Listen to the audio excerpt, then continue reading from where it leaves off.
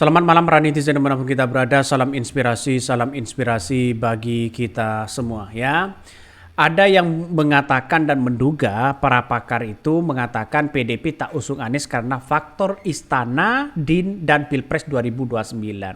Siapa mereka? Sudah jelas begitu kan. Saya yakin dan seyakin-yakinnya bahwa apa yang kemudian dilakukan oleh oleh PDIP ini begitu kan sudah mempertimbangkan secara matang. Tapi kita lihat saja apakah PDIP terpengaruh begitu kan ya dengan rayuan-rayuan ini, rayuan-rayuan itu begitu kan. Itu sudah dikalkulasikan sebenarnya. Makanya saya mengamati begini bahwa mengapa PDIP tidak mendukung Anies Baswedan karena satu ya karena mereka bukan partai. Yang kedua di dalam tubuh partai internal sendiri banyak yang kemudian tidak suka pada Anies Baswedan kabarnya ya termasuk juga salah satunya Ahok dan Ganjar. Terus kemudian yang lain mungkin seperti Adian, seperti Mas Hinton mungkin ya jadi begitu kan dalam artian ingin mendukung Anies Baswedan. Tapi mau bagaimana lagi kalau alasannya istana ada apa di balik ini semua begitu? Kenapa kok masih takut? Ada cengkraman apa di balik ini semua? Ada intervensi apa kepada PDIP sehingga mereka ya Anies Baswedan sudah sampai ke DPP mereka tidak bisa begitu. Ini gimana? Nah ini yang menjadi pertanyaan besar ya spekulasi-spekulasi itu. Saya yakin dan saya yakin-yakinnya kapanpun ya kita melihat bahwa sosok Anies Baswedan ini kan sampai sekarang sampai kapanpun mereka tidak pudar begitu. Walaupun mereka tidak jadi gubernur ya Anies Baswedan tetap dibicarakan oleh masyarakat orang. Bayangkan setelah Pramono Anung begitu kan ya dan Rano Karno mereka dideklarasikan, masyarakat Indonesia antusiasmenya itu aja begitu. Coba kalau Anies Baswedan didukung ini didukung itu antusiasme sangat luar biasa besar begitu kan. Ini menandakan ada nuansa-nuansa apa di balik ini semua. Ini yang kita amati betul bahwa persoalan-persoalan politik begitu kan ya. Ini sangat luar biasa.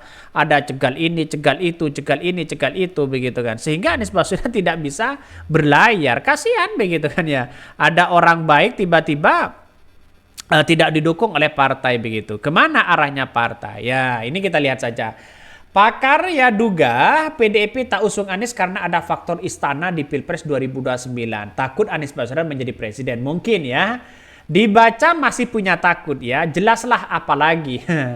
Publik terkecoh dikira antara si itu begitu dan Mulyono berseberangan. Ternyata mereka berdua masih satu ya proksi dengan oligarki.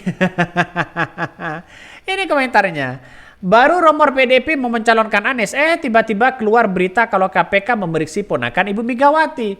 Gimana nggak berubah haluan? Belum lagi kasus korupsi BTS yang sempat ya menyeret sang mantu.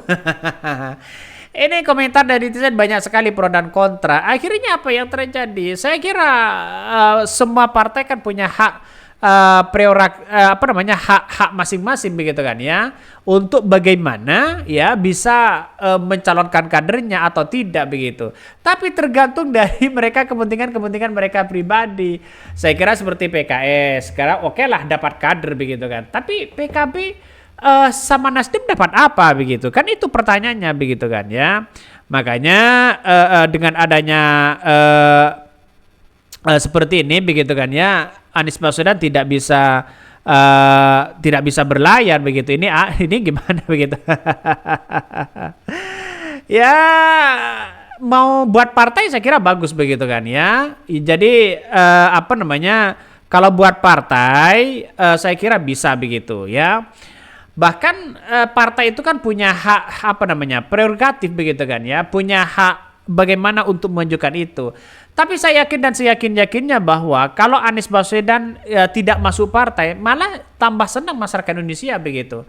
Karena apa? Karena sampai kapanpun kalau Anies Baswedan, walaupun mereka tidak punya partai, seharusnya mereka seperti Desa Anies misalnya, di berbagai kalangan kampus anak muda, itu harus hidup begitu kan, untuk menunjukkan bahwa Anies Baswedan itu punya karir seperti itu, mencerdaskan anak bangsa terutama. Makanya dengan adanya seperti ini, saya kira pendukung-pendukung Anies Baswedan dimanapun kita berada harus bersatu. Ini pakar duga PDIP tak usung Anies Baswedan karena faktor istana di Pilpres 2029.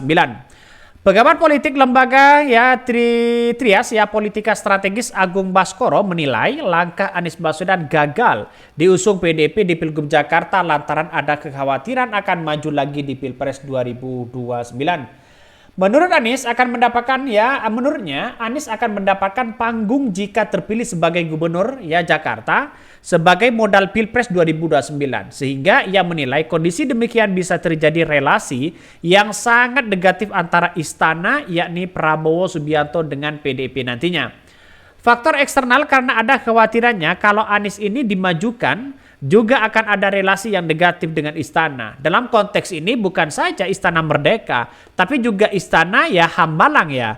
Karena Anies berisiko yang menjadi lawan Prabowo di 2029 kalau tetap mendapatkan panggung di Jakarta.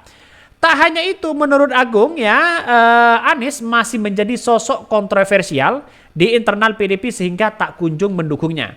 Ia mengatakan PDIP mungkin ya memenang betul peristiwa Pilgub di Jakarta 2017 lalu yang penuh dengan pertarungan politik identitas. Nah itu yang kita bicarakan banyak di situ begitu kan.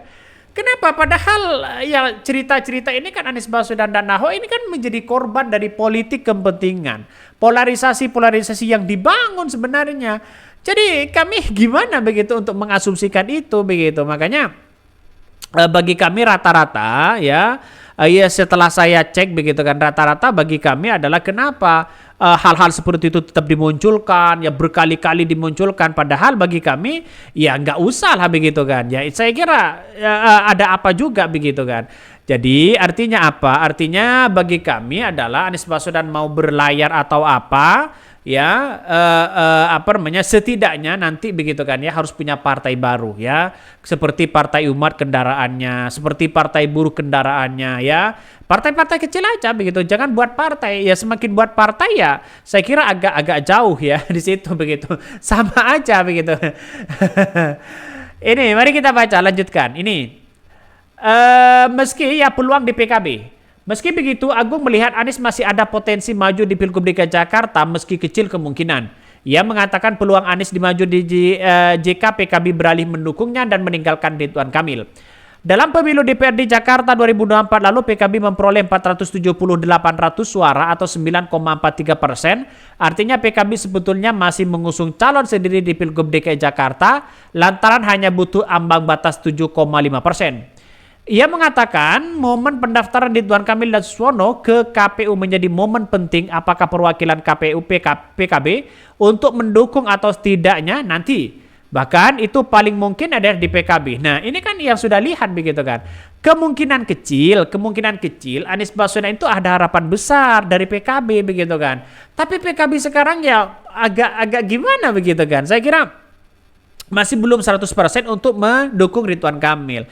Mungkin ada kejutan-kejutan apa besok tapi tinggal tunggu saja besok begitu. Kalau sudah lewat dari tanggal 29 saya kira tidak bisa untuk pendaftaran karena ini sudah ditutup begitu. Saya kira Anies Baswedan ya bagaimana lagi begitu. Saya harus gimana ngomongnya begitu. Ya, mari kita jangan bersedih, mari kita mungkin ada solusi terbaik ya karena Allah sudah menyelamatkan kita mungkin ya.